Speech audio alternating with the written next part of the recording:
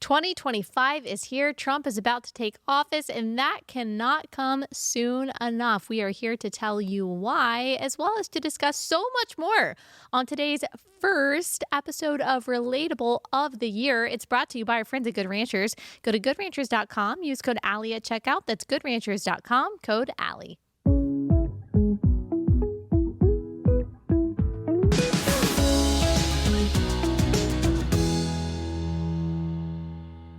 Hey guys, welcome to Relatable. Happy Monday. Hope everyone had a wonderful weekend, a wonderful new year, a wonderful Christmas. It has been so long since we've been in the studio, and y'all, I have really missed you. It was a great break. I feel rejuvenated. I feel refreshed, but I am ready to go. I am ready. There's so much to discuss, but one of my goals for Relatable this year is to keep every episode under an hour. So I am going to try as hard as I can to do that. That means I've got to pick and choose the things that I want to talk about and how much I'm going to talk about them each day. There are probably some of you, maybe a lot of you, who are new to Relatable. You had a friend share it with you, or maybe you resolved this year that you were going to be plugged into what is going on in news, politics, and you found Relatable. So I want to give you a little introduction. And maybe some of you have been listening for a year, but you have never really been introduced to what Relatable is, like what our mission statement is, and who I am. So Relatable is a place where we discuss culture, news, politics, theology from a Christian conservative perspective. Our goal is to confront the chaos and the confusion of the world with as much clarity and as much courage as we can muster. And the reason it is called Relatable is not because I am sharing a bunch of personal content. It's because I am a Christian mom trying to navigate the craziness of the times. Just like many of you, I am trying to gain and apply as much biblical wisdom to this modern era as I can. And I am taking you along with me, both Related Gals and Related Bros. We cover evergreen topics and current events, and 1 to 2 times a week, we interview a guest. We've had a lot of different guests. We've had President Trump. We've had Vice President-elect J.D. Vance. We've had Kat Von D, Candace Cameron-Bure, John MacArthur, many others. We will add many more to the list this year. We love testimonies. We love stories of courage. We love experts that reveal new or previously unknown or misunderstood information. We love interesting, fresh perspectives from people of all different theological and political backgrounds. A little bit about yours truly, the host of Relatable. I am a Christian. I am of the Reformed Baptist persuasion. Wife to Chief Related Bro, CR for short. I am a mom of 3. I have known my whole life that I wanted to talk and write for a living, and God has very graciously made a way for me to do that. I am the author of 2 books, You're Not Enough, and That's Okay. That came out in 2020. And a New York Times bestseller, Toxic Empathy, How Progressives Exploit Christian Compassion. Last year, I hosted my first ever women's conference. It was called Share the Arrows. The name is in reference to a refrain that we use a lot on this show that describes what we as Christians do, what we should do when a fellow believer is being targeted for their faith. We stand up and we say, yeah, I believe that too. Whatever you adversary throw their way, you can bring it my way too. I am standing with them. I am sharing their arrows. And it was an amazing event. Nearly 4,000 women from across North America, Canada, came to Dallas, Texas for the event. It was a supernaturally incredible day. I think anyone in attendance would tell you that. We had lots of speakers. We had Rosaria Butterfield, Elisa Childers, Candace Cameron-Bure, Francesca Battistelli. We had Abby Halberstadt. It was truly amazing. And very soon we will be announcing the date and location for Share the Arrows 2025. So get excited. Stay tuned. I'm super pumped about that. One of the questions in light of all of that that I get the most is, how do you prioritize being a wife and a mom while you have this show and everything else that I just listed?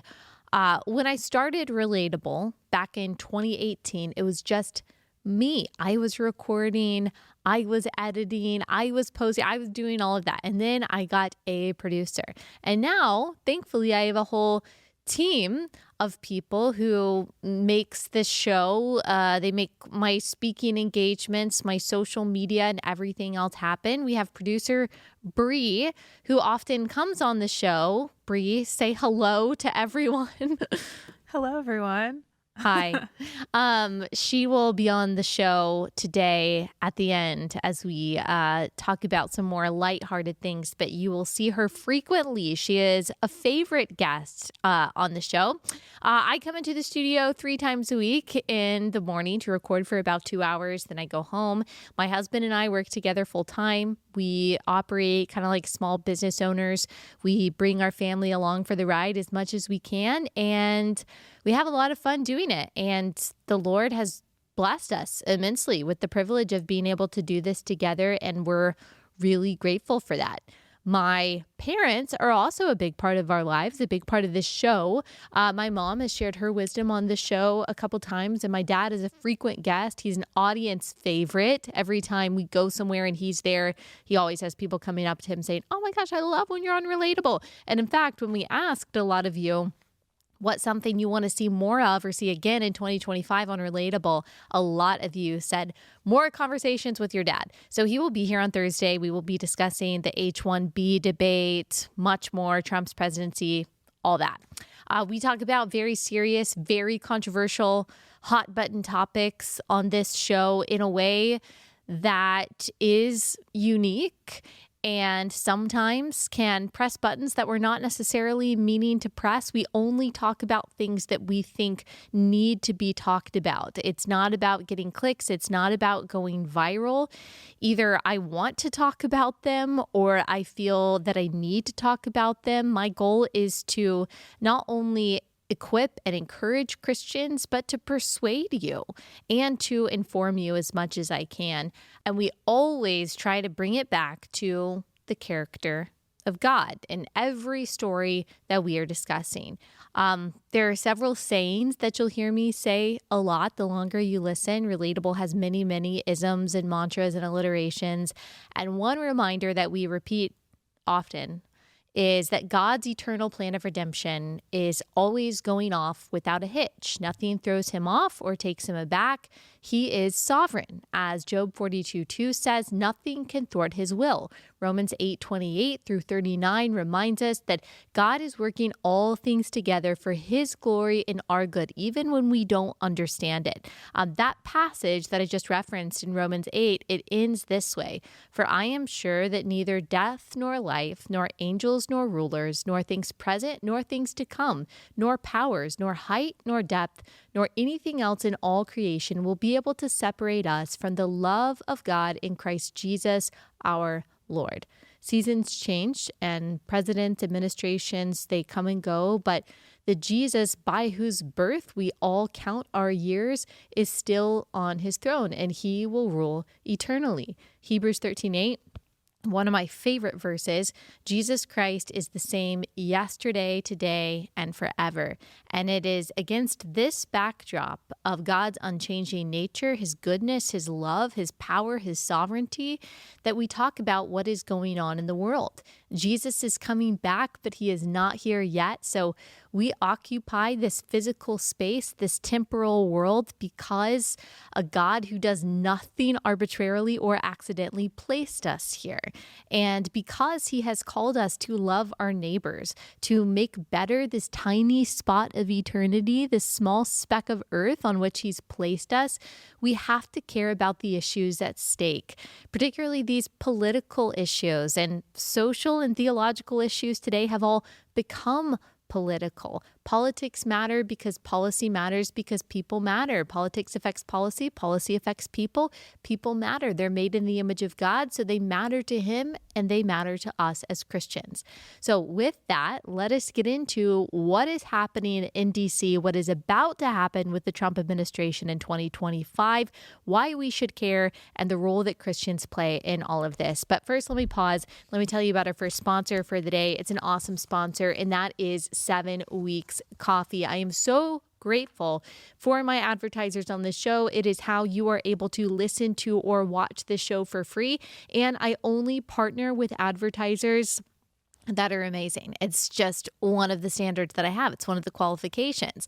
And 7 Weeks Coffee makes amazing, high quality, totally clean coffee. If you are looking for organic, mold-free, all the things, and really great tasting coffee, then you need to check out 7 Weeks Coffee. But what's even better about it is that 10% of every sale of 7 Weeks Coffee goes to a pro-life organization or a pregnancy center that is daily working to save the lives of unborn children and minister to their moms. 7 Weeks Coffee has already raised over $500,000 for these pregnancy centers across the country. And they're called 7 weeks because at 7 weeks gestation, that little baby in the womb is the size of a coffee bean. So get your coffee from 7 Weeks Coffee. Subscribe to their Heartbeat Club. You save 15% when you do that, and the coffee shows up at your front door every month.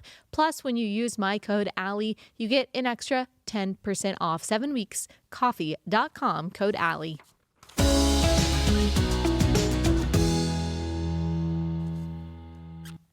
All right, so we were going to just get right into what is going to happen post-inauguration, but right as we were about to record, I saw the news that Justin Trudeau, the Prime Minister of Canada and the leader of the Liberal Party there, has resigned. And I don't want to take up too much of our time because I am really going to try to meet my goal of having this episode be under an hour. But he basically resigned because he is extremely unpopular. There is a lot of opposition from the Conservative Party there, and it doesn't look like he is going to win the upcoming election, or the Liberal Party is not looking like they are going to win the upcoming election, which of course we think is a very good thing. So here are some quotes. Trudeau was facing pressure to call for an election before a scheduled one in October as Canadians reckon with high inflation and President-elect Trump's tariff threat. The tariff threat would be bad for Canada's economy. That's something that Trump has threatened to do. And so this led to, it seems, the resignations of several cabinet members. There are a lot of internal conflicts, it looks like, within Canada's government and within the Liberal Party and Trump's election, and some of his intimidation tactics, which of course I think are good and strategic and smart. It seems to have shaken a lot of things up and scared a lot of people in the Canadian government. So it says Trump has threatened to impose tariffs on Canada and Mexico due to his concerns about the number of migrants and drugs coming into the U.S., which triggered fears of inflation and a trade war. And after Trump met with Trudeau just a few weeks ago, Trudeau came to Mar-a-Lago, met with Trump. Canada then promised they're going to beef up border security in a very muscular way. So Trump is not even president yet, and already the conversations and the deal making that he is doing is improving border security both in Canada and Mexico. Mexico responded in a very similar way when Trump talked about tariffs. So just a reminder that the border disaster that we have, that we're going to talk about a little bit today, it is a choice.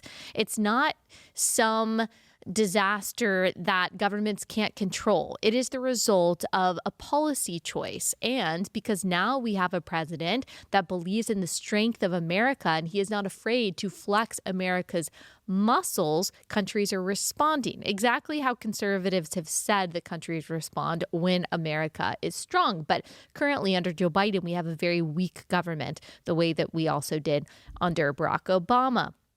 His resignation came as polls indicated that the Liberal Party was set to be trounced by the opposition Conservative Party in the upcoming election expected in or before October.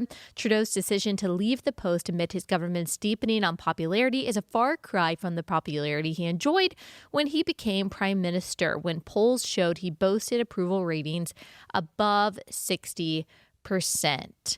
This is via Axios, by the way. Trudeau noted that the Canadian Parliament will be prorogued, essentially suspended until March 24th, while a new leader is chosen. With Trudeau out as party leader, he will remain Prime Minister until a new leader is chosen. Once a party leader is selected, that person will become the next Prime Minister, per the New York Times. So we will see what goes on there. Very interesting development. I mean, the stories that I'm hearing from Canada, not just that their healthcare is an absolute shambles, you just can't get the care that you need. It's just so costly. And I'm not talking about the money that it costs, although of course it does cost tax dollars, but I'm talking about the lives that it costs and the time that it takes for people to get their very serious illnesses addressed. It's just a travesty, but also housing costs and the mass migration that has changed the demographics, changed the politics there, changed the economy there has been really devastating for Canadians. It seems like the average person can't even afford to live there in a civilized way. So, of course, Justin Trudeau is deeply unpopular, and I hope the best for Canada. I hope that they do get new leadership that actually has the courage to make the changes needed. All right, so Trump is about to take office. I envy all of you who are going to the inauguration and all of the inaugural celebrations. That's going to be wonderful. Many of us, most of us, will be celebrating from afar, and it just cannot come fast enough. So here's what we want to see from Trump. When people say that Trump has a mandate, that he was given a mandate because he won the popular vote, because he also obviously won the electoral vote, it was overwhelming. That's what people mean when they say that he was given a mandate. This is the American people's way. Voting for him is the American people's way of saying, look, we're giving you our votes. We're giving you power. We want things to change. How things are going right now are not good. So have the guts and the determination to do something about inflation, about the border, about the involvement in unnecessary wars. People want to see him gut and rebuild our security apparatus, the FBI and the DOJ. People want to see a change in America's healthcare system, also how America and American medicine approaches health. This is from the Pew Research Center. The economy and immigration were top issues for Trump supporters, even more important in 2024 than in 2020. Trump supporters were unified also on several cultural issues in polling conducted over the course of the year. So, for example, 92% of Trump supporters believe, I don't even like to say believe, but know that sex is not changeable, that it is fixed. It's something that happens at conception, and identity declaration cannot change that. 89% said gun ownership does more to increase than decrease safety. 83% view the criminal justice system as not tough enough on criminals. I guarantee you that spans the political spectrum, that transcends race. People don't like to see the recidivism that we see. We don't like to see violent criminals let back out on the streets only to steal and to murder and to destroy. No one likes that. Only radical activists truly believe in defunding the police or the soft on crime policies that are implemented in the name of so-called restorative justice. People want to see criminals behind bars for good. They want to be able to go downtown again. They want to be able to enjoy Seattle or New York City or Philadelphia. But unfortunately, again, policy decisions, deliberate policy decisions by liberals in charge have made that impossible. It's made it less safe because of soft on crime policies, but also because of the soft on drug policies that have exacerbated the homelessness issue and the poverty issue and the health issues in all of these cities. You can't go and enjoy downtown San Francisco. You can't enjoy downtown DC. You feel like you have to not only watch your back, you really feel like you can't leave after dark in our own country. And this is not inevitable. It's the result of policy decisions. 75% of Trump supporters, according to Pew Research, did not think the legacy of slavery affects the position of Black people in American society today, much or at all. And that really needs to be higher than that. 2020 really did a number on people in a good way and a bad way. I mean, a lot of people just got really confused in 2020 because of all of the social justice nonsense, but it was also clarifying for a lot of people who were previously confused. The vast majority of people, it seems, from the conversations I have, started listening to this show in 2020. There just weren't that many Christians in the evangelical space saying, yeah, I'm not going to post a black square. And actually, riots are not the voice of the unheard. And actually, I'm not sure about some of these claims about systemic racism and pervasive white supremacy and white privilege. I'm not so sure that social justice is justice according to the God of the Bible. I don't think this is going to end up well. And we received, those of us saying those things, received a lot of flack, like more than ever. Just the hateful, angry messages that I received from professing Christians during that time. But I would say that we have been at this point vindicated because we've seen the really dark and ugly underbelly of the real ideology of critical race theory and social justice ideology and Black Lives Matter. It was really all just a money grab. And people laughed when we called it Marxist or communist, but of course that's exactly what it was. And like all left-wing collectivist movements, it lends itself to destruction and confusion and chaos because they are all satanic and Satan is the author of chaos and confusion. And so I actually think part of that chaos of 2020 actually helped Trump win in 2024. It helped him lose in 2020. But as people saw the light, it took them a few years, and the craziness of COVID and the corruption that was all exposed there, I actually think that helped Trump a lot win in 2024. And because of that, we have a broad coalition. We talked a lot about this at the end of last year.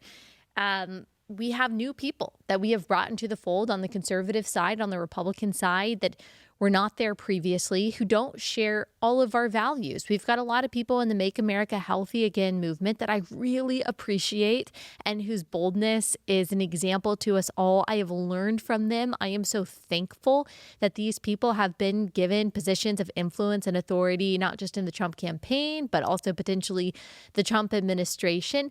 But a lot of these people are pro-choice. A lot of these people aren't bold when it comes to the reality of gender. A lot of these people don't know where they stand on things like immigration. So that means conservatives, and in particular conservative Christians, that we have our role to play in holding the line. I'm not saying we should excise the moderates out of our party. I'm not saying that there is no room for the RFK types, the people who would have never voted for Trump a few years ago but have seen the light on a few issues but aren't conservative on other issues. I'm not saying we shouldn't partner with them and link arms with them. They were necessary to winning the election, so I'm thankful for them. But that doesn't mean that we as Christians abandon our priorities. We also have our place at the table. And we cannot give in just because we are afraid that truly advocating for Christian values and our conservative positions on a variety of issues is going to cost us future elections. We have to be an anchor over here on the right and to pull those people who are now newly in the fold over in our direction through the power of persuasion. So we'll get into a couple of those issues that we really have to hold the line on over the next 4 years, that we really have to work hard at making our case to convincing those who are in the middle, center right, center left, to come over to us. But before we get to that, let me pause. Let me tell you about our next sponsor for the day, and that is Life or Death Con. So this is a conference that will be right before the March for Life in Washington, D.C. on January 23rd. I'm so excited about it. I am going to be speaking. This is hosted by Seth Gruber, one of your favorite guests. He sat right here and told us about the dark, hidden history of the pro-abortion and eugenics movement and who Planned Parenthood really is, who Margaret Sanger really is, Nazi ties. Fascinating episode if you haven't listened to it already, but he's hosting Life or Death Con. I'm speaking. Eric Metaxas is speaking. This is really a rallying cry for the pro-life movement to start off not just the year, but the 4 years of the Trump presidency. I mean, talk about holding the line. This is where you are going to be inspired to hold the line and to be told how to do it. So sign up, join me at Life or Death Con. It's going to be super encouraging. Go to lifeordeathcon.com. Use code Allie10. You'll get 10% off your ticket when you do. Lifeordeathcon.com, code Allie10.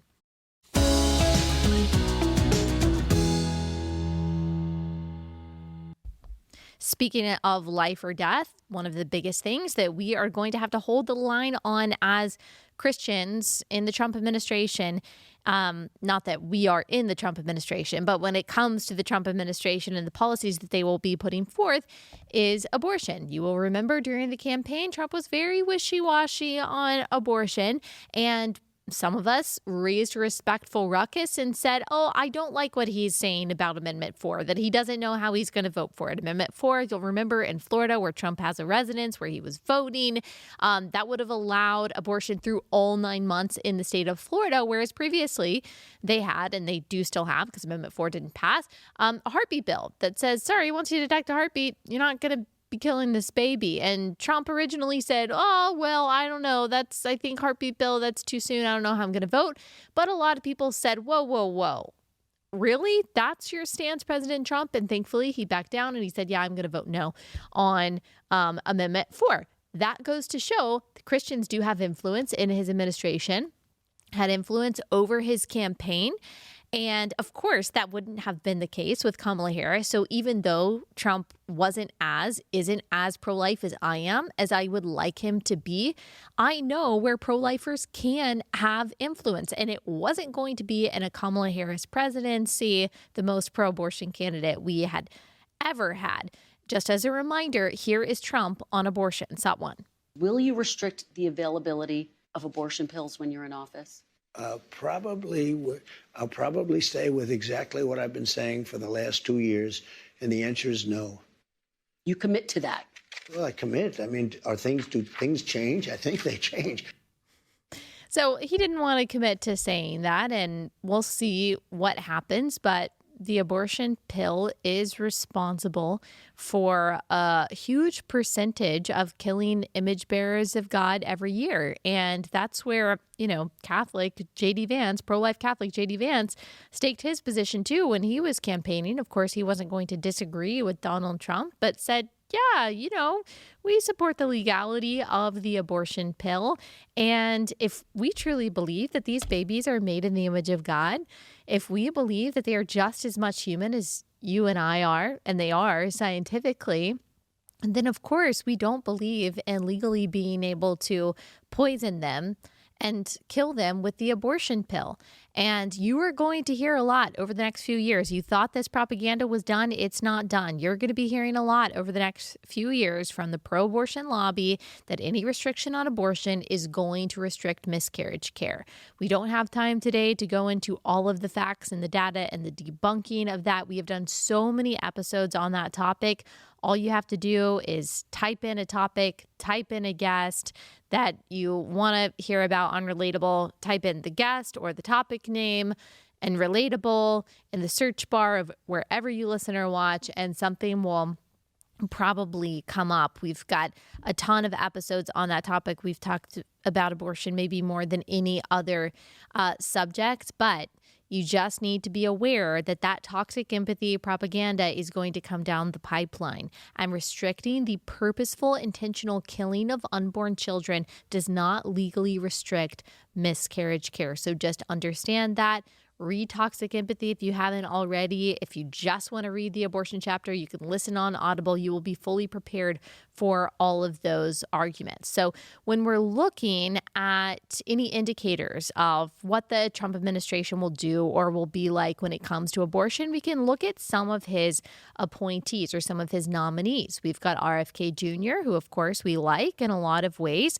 He will oversee the Health and Human Services Department. He says that he supports abortion access until viability. So that is about 24 weeks. But the fact that that's always debated, is it 24 weeks? Is it 21 weeks? Is it 26 weeks? Shows that that's a very arbitrary standard for when it's okay to murder someone.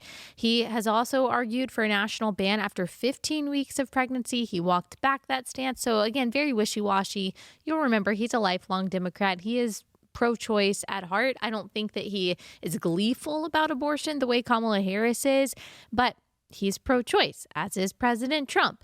And just a reminder, the head of the HHS oversees Title X, Title 10 funding for a host of family planning services, has sweeping authority over agencies that directly affect abortion access, including the FDA and the Centers for Medicare and Medicaid Services. And so he's going to have a lot to say about abortion policy and what our tax dollars can do when it comes to abortion. So it's very important that he has a pro-life, a truly pro-life, holistically pro-life. I don't typically like that phrase, but if that's what can persuade him to hold the line on the pro-life cause as the head of the HHS, that I'm willing to say that, because I know he believes in the abundance of a healthy life outside of the womb. And so it's up to those who do have influence over him to show him that abortion doesn't fit into that healthy worldview, to that compassionate worldview. The compassion that he has for children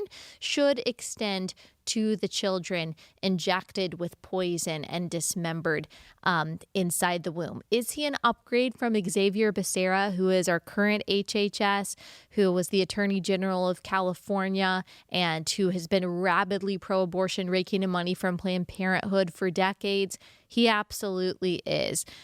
We can trust that he believes that a man is a man, a woman is a woman. That's another thing he's going to have to hold the line on. The guidance that has been released by the HHS saying that, and we'll get into this in just a second, but saying that boys can become girls and vice versa. We hope that that will end under RFK. We've got Dr. Marty Makary. He is Trump's pick to lead the FDA. He has been on this podcast before. He has sat on this couch talking about the corruption in the healthcare system. He has spoken in the past about his, what I think is a pro-life perspective. He has talked about the reality of babies being able to feel pain inside the womb. The FDA plays a critical role in access to medication, abortion, and contraception. We've got Pam Bondi, Trump's attorney general pick. She was AG of Florida in the past. She has defended abortion restrictions, including a 24-hour waiting period. So after a woman goes to the abortion clinic, says that I want an abortion, implementing some kind of restriction that says, okay, you got to wait 24 hours before you can actually have the procedure. I mean, that 24 hours can really make or break it for that baby inside the womb.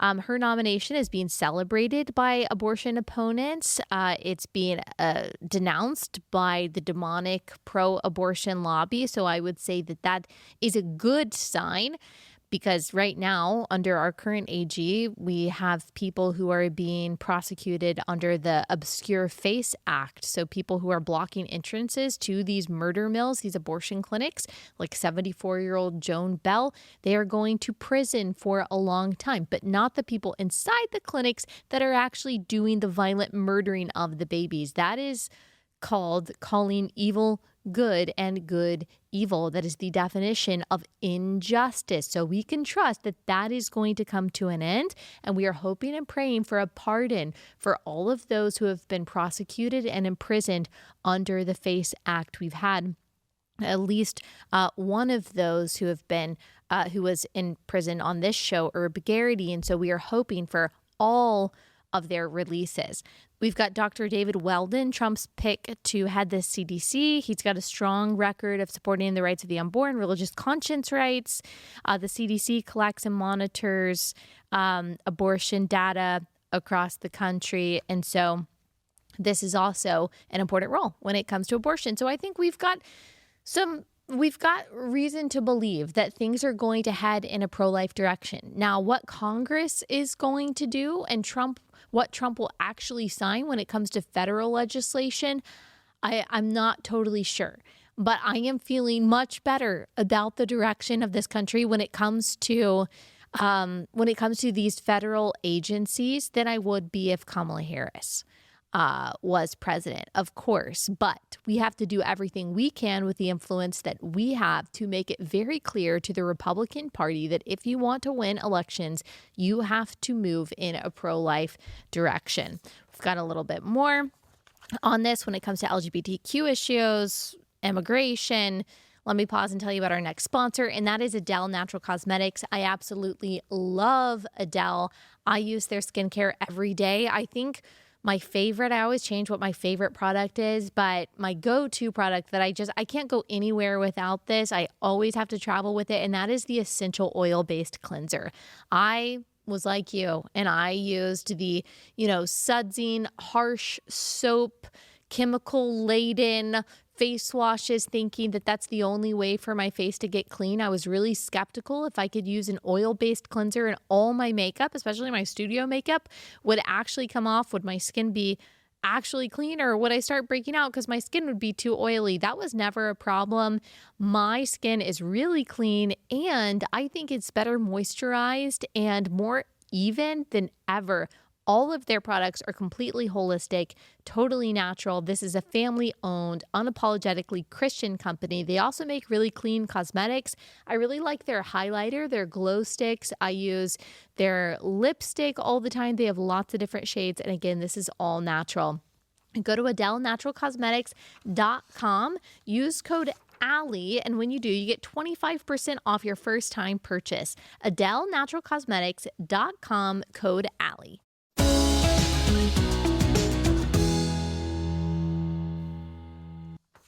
One of the most imminent changes, one of the most important, and one of the quickest changes that we are going to see is on the trans issue. Trump is with us on that, at least when it comes to women's sports. Now, of course, he's going to be pals with people like Caitlyn / Bruce Jenner. I don't know that he's going to go so far as to say it's always wrong, but he's with us when it comes to children. And of course, that is what we are most concerned about, because children are always the unconsenting subjects of progressive social experiments. Now, saying that anyone can change genders or change sexes is assenting to a demonic lie. It is saying that 2 + 2 = 5. And if you're willing to say that 2 + 2 = 5 because someone tells you that it is, you're willing to say and believe anything. And if as a Christian, you are willing to deny Genesis 1:27, what is clear as day in the first chapter of the first book of the Bible, that God made them in his image, male and female, then it is hard to believe that you will defend the much more controversial truth that we see in John 14:6, that Jesus is the only way, truth, and the life. No one comes to the Father except through him. That is much more offensive, that you are a sinner in need of a Savior, bound for hell without Jesus Christ, the Messiah, than the biologically observable reality that we read in Genesis 1, that we are created male and female. So I just want to be clear on my stance on that. I am not someone who is like, oh yeah, adults can do what they want to do, but let's just focus on the kids. Sure, adults can do what they want to do. Should they do what they want to do always? No. And should we change society in any way to accommodate the absolute dangerous, both personally and to others, both individually and societally, this delusion that you can change your gender or you can declare your gender to be something that is separate from your sex? No, I'm not going to go along with that in any way. I will not use pronouns that do not correspond with your biological reality, because I will not participate in a lie. And sometimes that is the only thing that we can do to make a difference. I don't think Trump is there with us, but he is against the chemical castration of the stopping the natural puberty of the butchering the bodies of children who have been convinced that they were born in the wrong body. He spoke at America Fest in December, So did I. No big deal. I was the speaker before him. Now, I wish I could say I was warming up the crowd for Trump, but I wasn't. It was like a whole 12 hours before Trump actually talked. But I was the speaker the night before Donald Trump at America Fest. And he did say in his speech that he was going to end the transgender lunacy, that he was going to sign an executive order to end child sexual mutilation, which is exactly what it is, by the way. Here's Sot 2. With the stroke of my pen on day one, we're going to stop the transgender lunacy. And I will sign executive orders to end child sexual mutilation, get transgender out of the military and out of our elementary schools and middle schools and high school. Of course, people are enthusiastically, uproariously applauding to that because, yes, it is crazy that we are even here, that we need a president to even say something like that. It is insane. It is it's the true pandemic. It is the virus of the mind that has not only infected people's thoughts and feelings, but has mutilated their bodies. It is satanic to the core. And if we as Christians love those around us, we will not play a part in it, and we will do everything we can to fight against it, no matter what they call us. And so just understand that, yes, this is popular when it comes to one niche of transgender ideology, but we have to continue to use the power of persuasion to show that you can't assent to any part of the lie. You can't play a part in any of it. And I long for the day that Christian women are absolutely unapologetically strong on this and on the definition of marriage. Now, I don't think there's going to be any change to the legal definition of marriage in the United States. That doesn't mean that you and I need to compromise on it, though.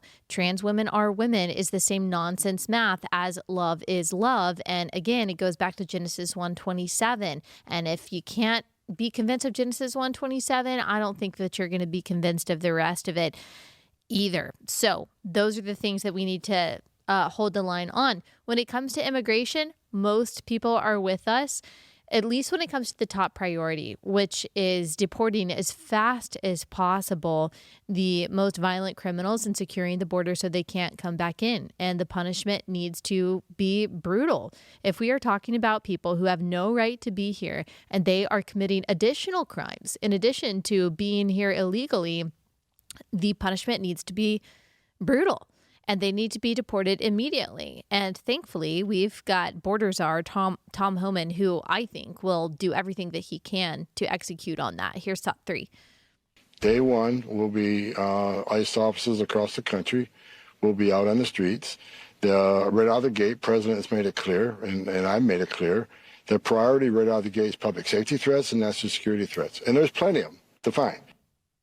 Yeah, I think that most of us can agree on that. Even Democrats.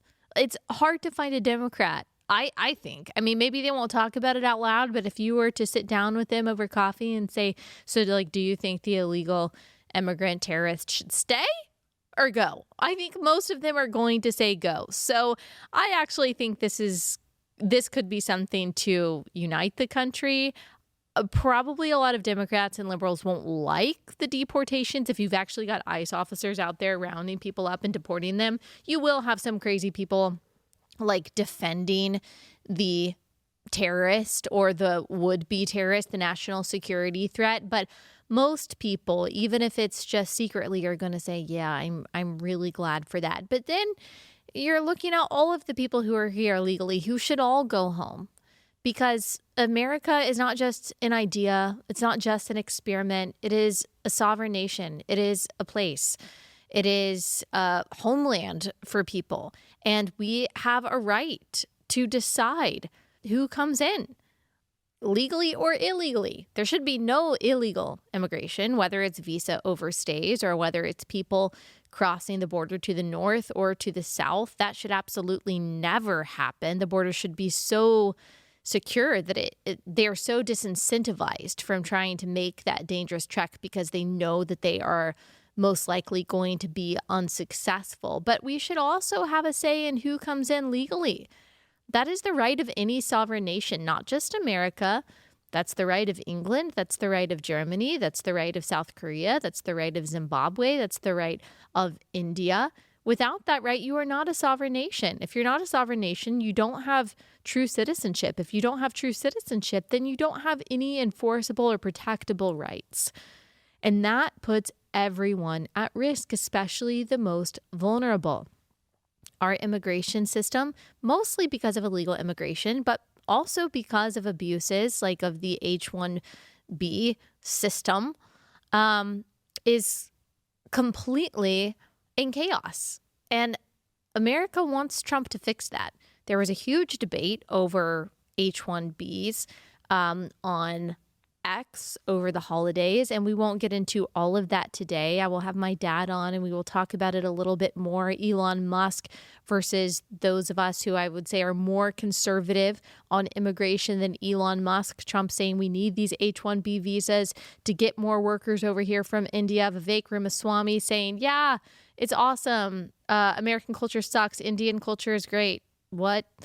And those of us over here saying, actually, H-1Bs are mostly used to hire cheap labor because you don't want to pay Americans more. So we'll get into that debate, but rest assured, like that is part of the mandate that conservatives have given Donald Trump.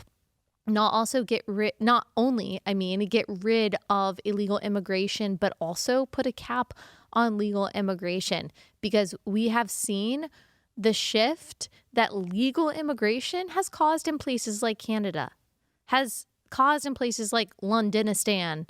Like, it is no longer what it used to be. And they are dealing with a huge negative cultural, ideological change in those places thanks to legal mass migration. You are allowed to care about the culture of your country. Don't let anyone tell you that it is racist for saying so.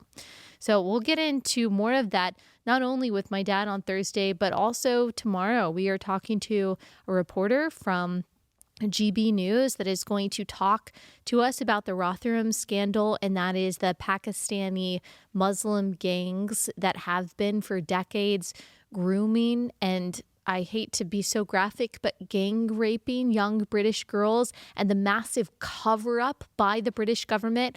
Why is everyone talking about it right now? How does this tie into the immigration debate? We will be talking about that tomorrow with a journalist. But this is a huge issue for those who voted for Donald Trump. They want to see positive change on that issue on day one.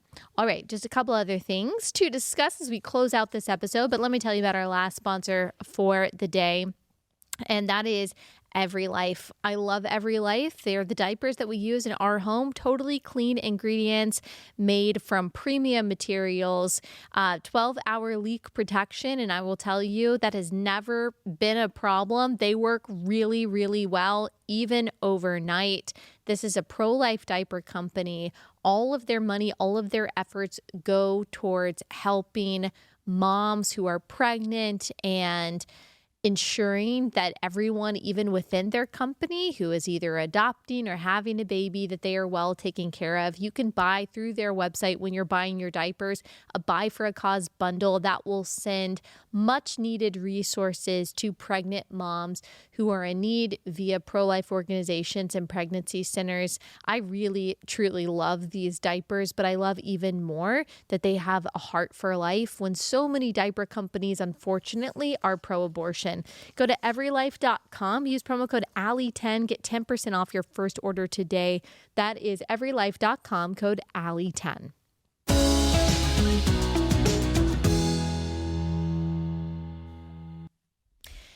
Okay, Brie, let's talk. What do we want to end on? Well, typically we would do some kind of like outfit review of, what was it? Was it the Golden Globes? Golden Globes, but we don't have those today. We don't have time for that. Did you watch the Golden Globes though?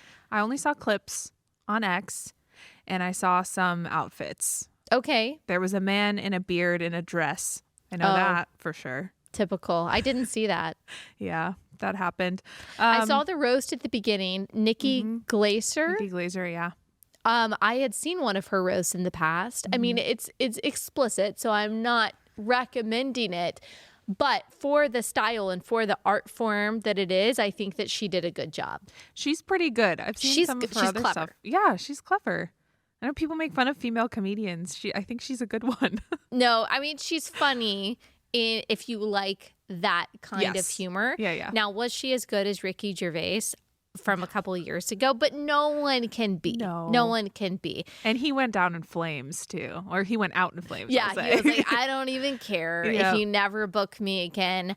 Yeah, I saw some of the outfits. I don't know if there's anything to write home about. I don't even know what the Golden Globes are. Is it for TV? Is it for movies? It's for both. Okay, for both. But they're pretty well known for like being bought. Like Emily in Paris won Golden Globe, I'm pretty sure. And people were like, oh, okay, so they bought that. So I don't think it's anything serious. People love Emily in Paris. Yeah, JD Vance loves it, apparently. JD Vance loves Emily in Paris. Yeah. Okay, do you have any resolutions for 2025? I don't know about resolutions. I mean, I'm trying to like make things from scratch more. Okay. That's one big one. Are you meal prepping or every day you're making like a from scratch recipe? No, I don't have the capacity for that. Yeah. I'd love to do that, but no. Yeah. I'm just going to try to make stuff in bulk. And do you have like a cookbook that you're following or just you find things online? Yeah, just find things that look good. Like I said, I'm making sourdough. Yeah. And I made butter for the first time How from was scratch. that? I heard that that's really easy. I've It's never so done easy. If you have like a food chopper or even just like a mixer, all you have to do is put heavy cream in and it just becomes butter. Oh, It's amazing. wow. I don't know. I just think that when you think of colonial people making butter, it seemed like it was really difficult. A lot of work. They But didn't have mixers. I was like, they didn't have a KitchenAid. That's They probably why. didn't. Do you have resolutions? I have goals. I have some fitness goals. I have some reading goals. I have some like hosting goals. Yes, like I'm trying to be more, not that I don't want to say like I'm not hospitable. I just am not a natural like, oh, host people over for dinner. And I have a very perfectionist mentality when it comes with that puts a lot of pressure on me. And so I end up just not hosting as much as I could because I want my house and everything to be perfectly perfect before I do. But when I go over to people's houses, their homes aren't necessarily perfect and I don't care and no one cares because it's really just about the conversation and the fellowship. And so I'm trying to have that. And I was convicted after our Relatable at Home episode with Abby where she emphasized that. And so I want to do that more this year. I've got relatable goals. I've got share the arrows goals. I've got parenting goals, all different kinds of things. But I wouldn't say necessarily like a particular resolution. I'm really trying to focus on, I mean, I think I am someone who enjoys things, like enjoys life, and I don't have a hard time being happy, but it's very easy for me to be looking forward to the next thing, to be looking forward to the next event, working towards that, thinking about that, anticipating that, or thinking, well, when that happens, or when I get in that season of life, or when I get in that stage, then I won't be as stressed, or I can finally do that, or focus on that. And I want to get out of that mentality. Yeah. And just focus on being in the moment, as cliche as it might sound. No, love that. In my graduation speech at college, I quoted Jim Elliot, and I think about this quote often. And he said, wherever you are, be all there. So that's what I'm going to try to do in 2025. Good mantra. Let's go. We've got a lot coming down the relatable pipeline this year that we're super excited about. And so buckle up. We'll be back here tomorrow. See you then.